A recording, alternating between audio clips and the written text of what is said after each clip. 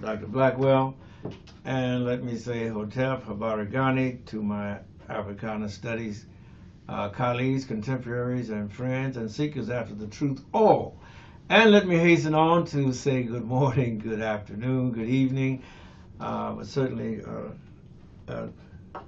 should have never good night and never ever goodbye.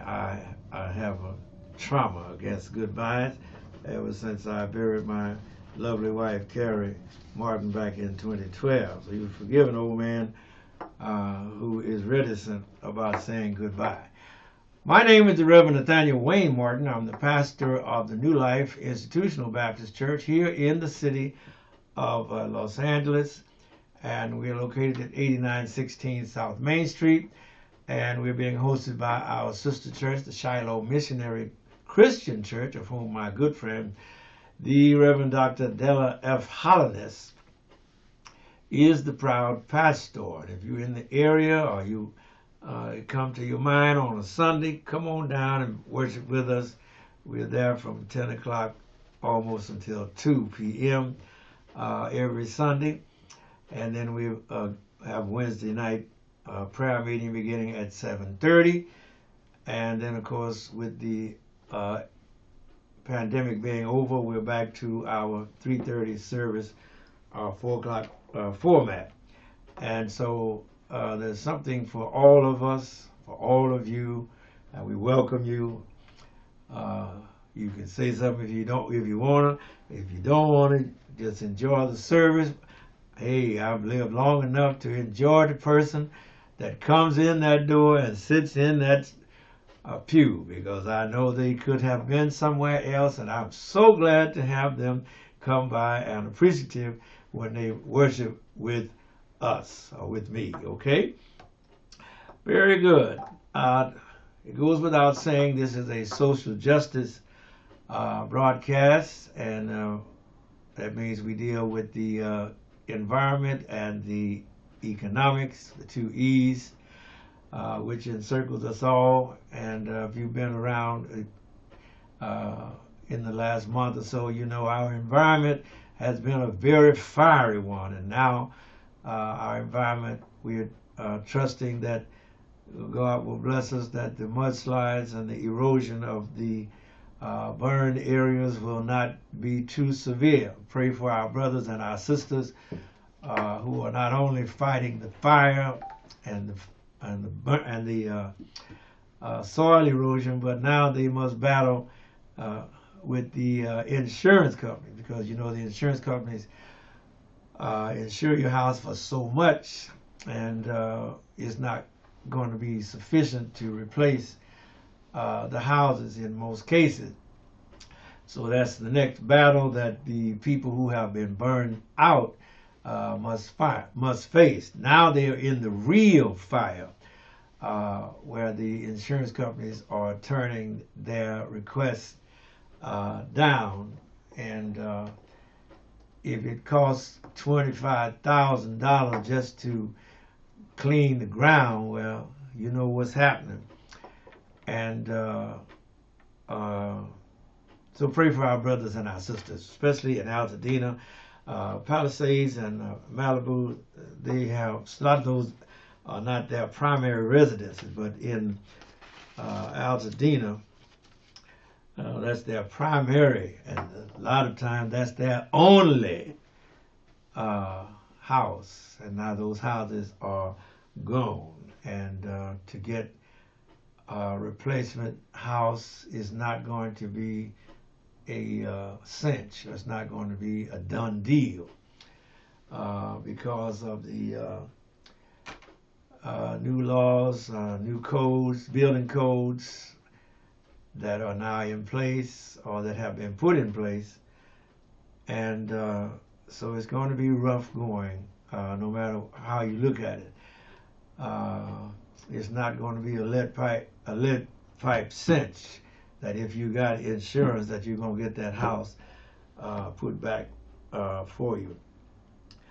Proverbs 14th chapter, 34th verse says that righteousness exalteth a nation, but sin is a reproach to any people.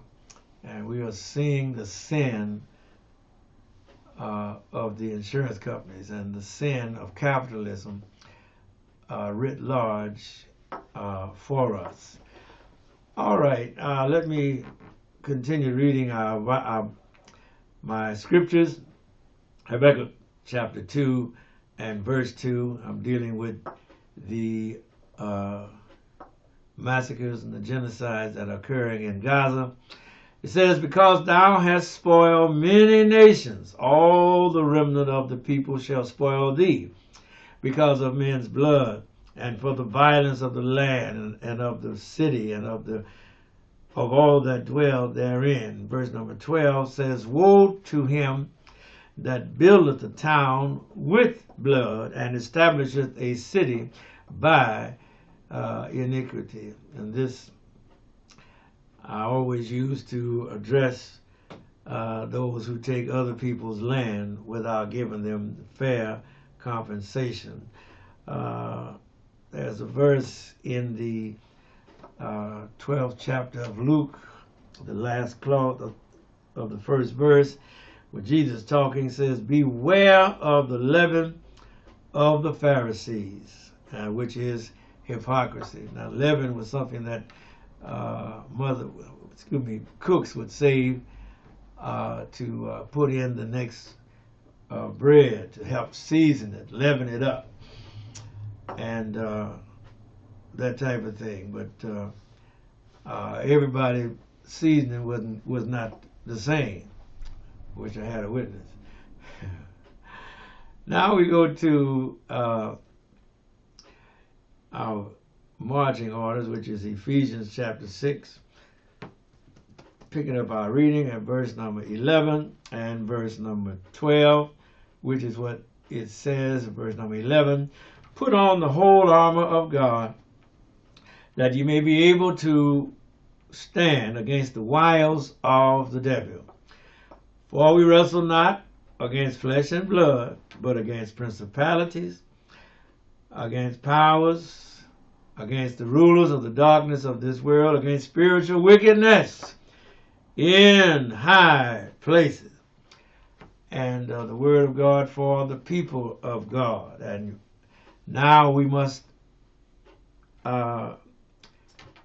interpret or give application, but you and I have no further to look than our own federal system and our own economic structure of our country and of the world, really, because the same capitalism that we practice is the same capitalism that's practiced all over the world. And the nations that have not been colonized are struggling to get out from under colonization. Please pray for Haiti, because it looks like Haiti cannot catch a break. It has been reduced ever since the Haitians overthrew the French, overthrew Napoleon Bonaparte, and Dessalines and Toussaint Louverture overture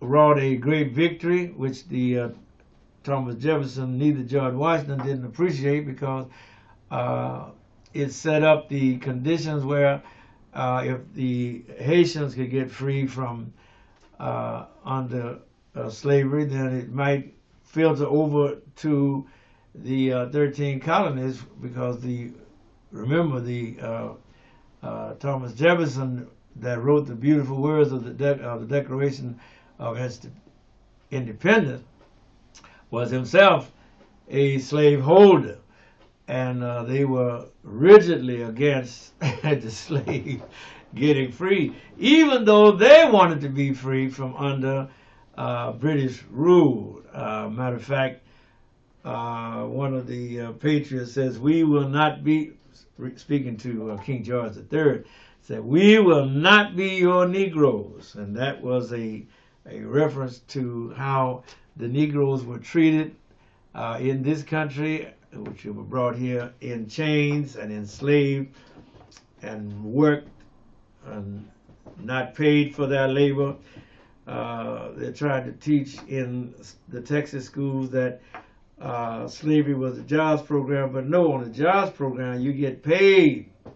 Even if you have an apprentice period or an internship, you get paid for what for your labor.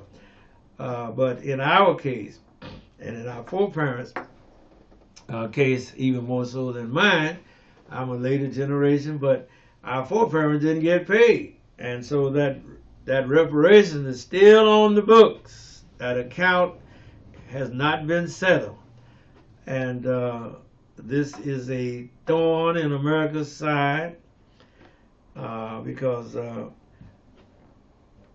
no matter how we say I lift up my lamp beside the golden door, who you lifting it up for? You're not lifting it up for people from Africa. You only want people from, as Donald Trump says, the Nordic climb, the Aryan nations, and that and like that. So we are in a hypocritical state, a state of gross hypocrisy. Hypocrisy is the norm. When you hear Donald Trump talking about law and order, that's hypocritical. When he says we're going to restore the law and order, that's hypocritical. How can a convicted felon restore law and order? That's hypocrisy of the first order. And our national institutions are being undermined. Our educational system is being undermined. Our news reporting, journalism, the truth is the first to die, and that is so true in our country.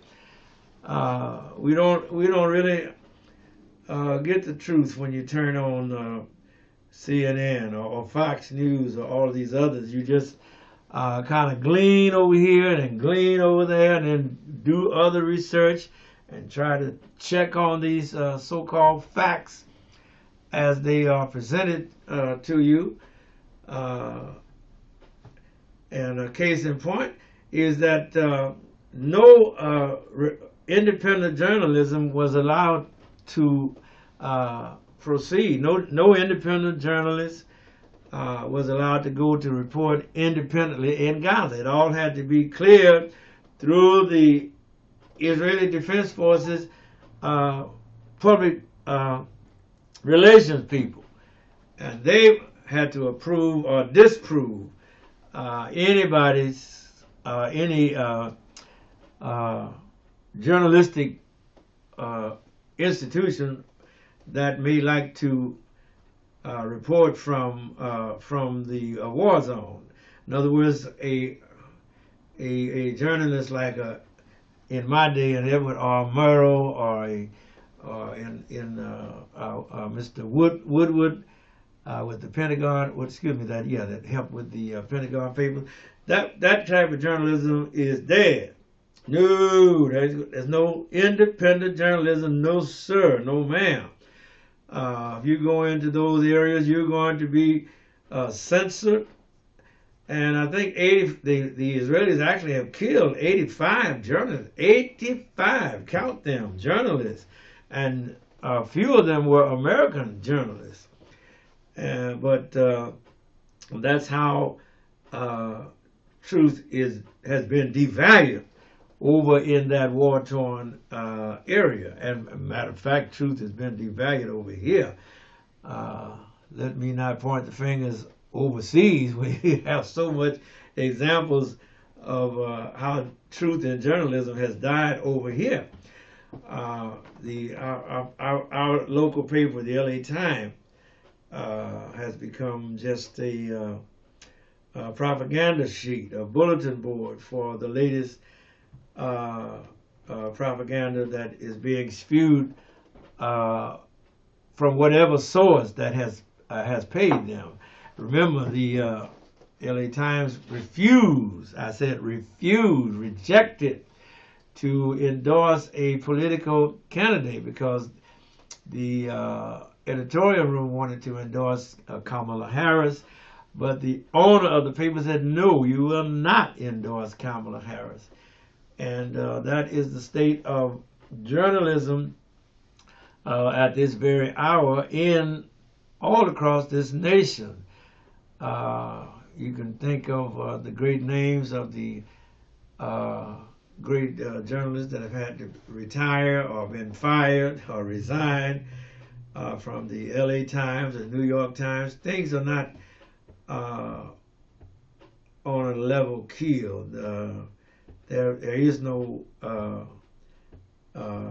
research journalism being conducted in any area of the reportage, as they say, and that's a sad fact. The first casualty of war is truth, and right here we have that casualty of truth. Let me go on to talk about one of the heroes of the civil rights movement. Not Martin Luther King Jr. I'm going to talk about the women for Black History Month. Miss Joanne Gibson Robinson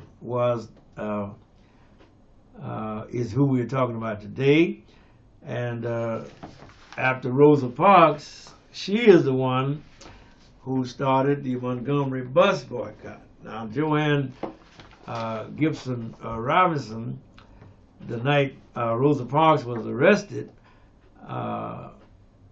Mrs. Robinson, with Rosa Parks' permission, mimeographed. Now, I don't know, a lot of y'all don't know what a mimeograph machine, but before you got to, well, of course, today, man, look at how far we have come. But you used to have to make up a stencil. You type up that stencil, and then you put it on an ink, and then you put it on a drum cylinder, and then you had to turn that crank, and to get those flyers out. She made out 35,000. I'm talking about Joanne Robinson. 35,000. You hear me? Handbills with the help of the Alabama State College Business Department and 2 students. And so we want to celebrate Miss Joanne Gibson Robinson. All right. In his book, Stride Toward Freedom, the late Dr. Martin Luther King Jr. Said of Miss Robinson, apparently she was indefatigable. She, perhaps more than any other person, was active on every level of protest. In order to protect her colleagues, Robinson purposefully stayed out of the limelight, even though she worked diligently with the Montgomery Improvement Association. She helped, along with other women's political council members.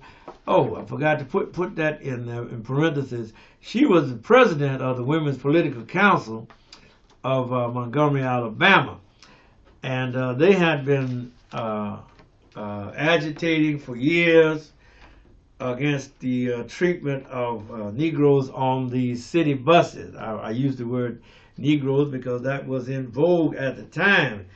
Now you call a person a Negro, you almost gonna have to fight him. But at that time, that was the vernacular, that was the accepted norm. You know, we have gone through several iterations of what are we gonna call ourselves. One time, so we've been Afro-Americans, we've been African-Americans, and the latest thing that we are consistent now is Black American, even though there is no black country. It's Africa, the continent of Africa. You're from Ghana, or you're from Senegal, or you're from Nigeria, or you're one of those countries around on the African continent. But I digress, as I usually do. In her book, let me get back to what I was saying. Let me say, diligent with the Montgomery Improvement Association.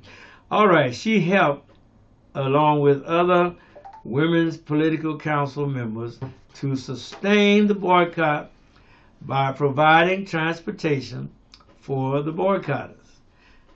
In her memoir, which was entitled The Montgomery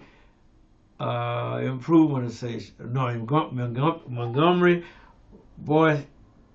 Boycott, and the Montgomery Bus Boycott, and the women who led it, she wrote, "An oppressed but brave people whose pride and dignity rose to the occasion conquered fear and faced whatever perils had to be confronted. The boycott was the most beautiful memory that all of us who participated would carry to our final resting place.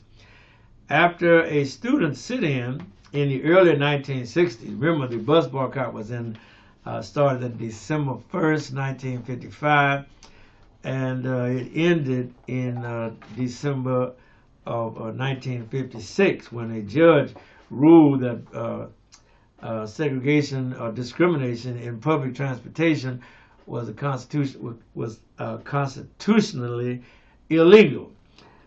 All right.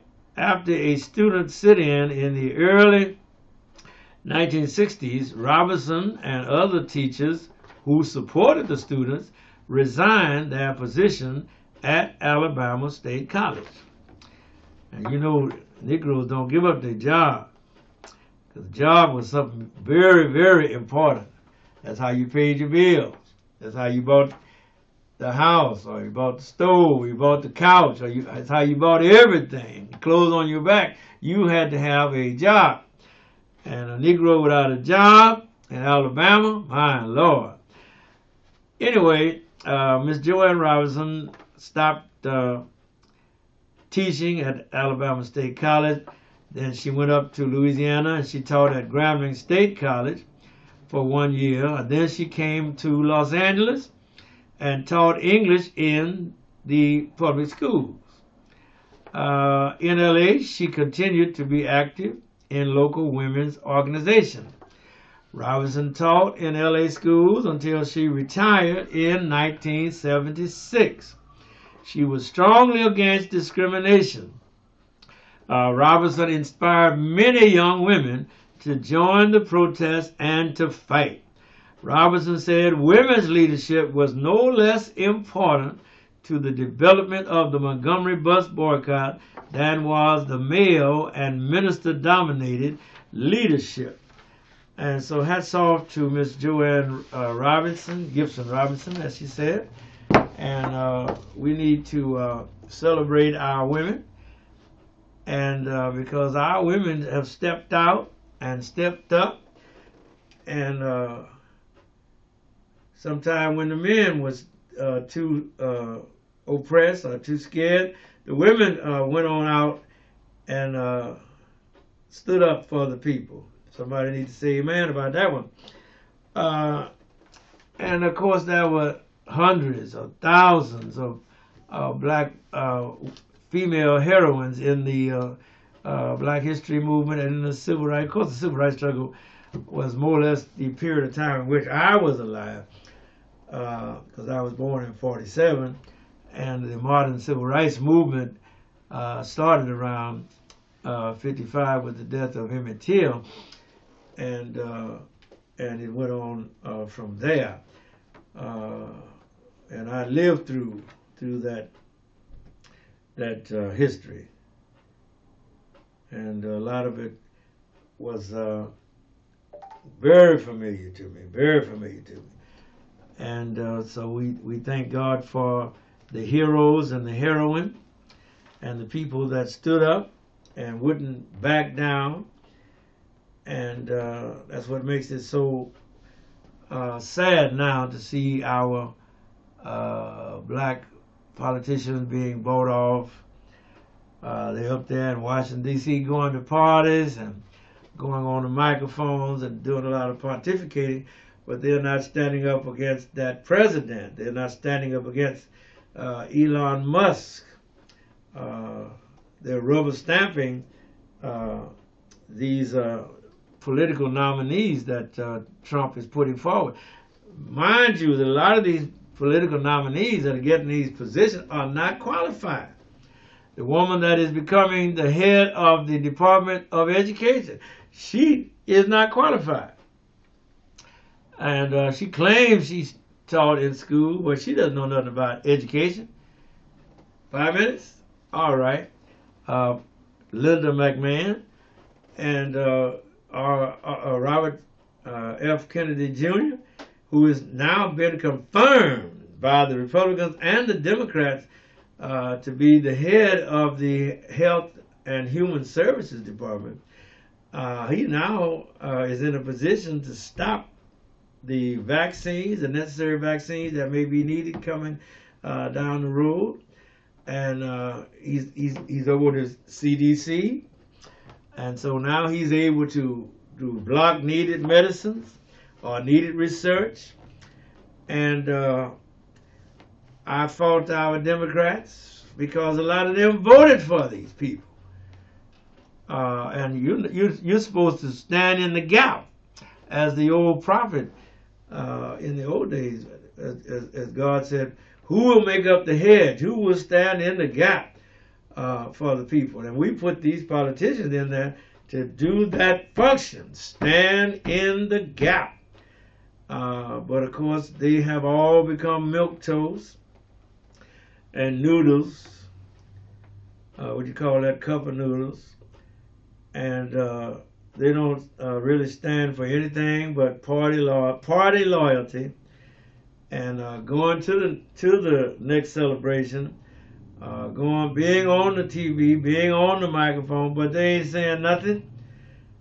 And it is becoming apparent because they are passing these nominees on along, and these nominees, remind you, a lot of them are unqualified. You talk about DEI, these nominees that they putting forward, Linda McMahon, RFK Jr., and these others, these folk ain't qualified. They even had Matt Gaetz, gonna make him over the Department of Justice. But thankfully, he had made so many enemies on Capitol Hill that even the milk toast Democrats couldn't support him. But how many others have slipped through the cracks, including Donald Trump, who is a convicted felon. Somebody needs to talk about that. 34 convictions, and yet he's the president of the United States of America, the greatest country on the face of the earth. And again, as I wrap this up, Jesus said, beware the leaven of the Pharisee, which is hypocrisy. And please believe me, that's all you got now is hypocrisy. And as I close out, I didn't get a chance to talk about these tariffs and the food prices. And poor Eric Adams, who has kissed Trump's ring, I didn't really go into him. And I won't hold up the radio station schedule by delaying my departure any longer. But so I say unto you, if you're working on a job and they don't want to pay you what you're worth, please, while you're young, while you're able, get yourself away from them. If they don't want to pay you, take my considered advice and don't work for them. Thank you, Doc. We out of here. Love y'all.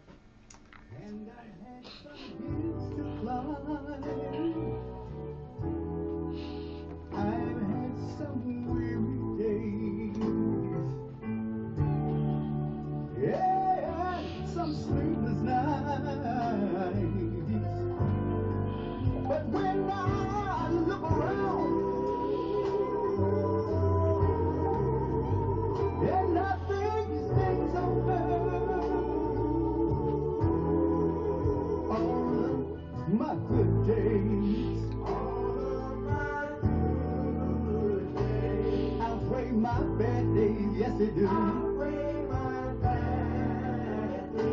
I just say thank you, Lord.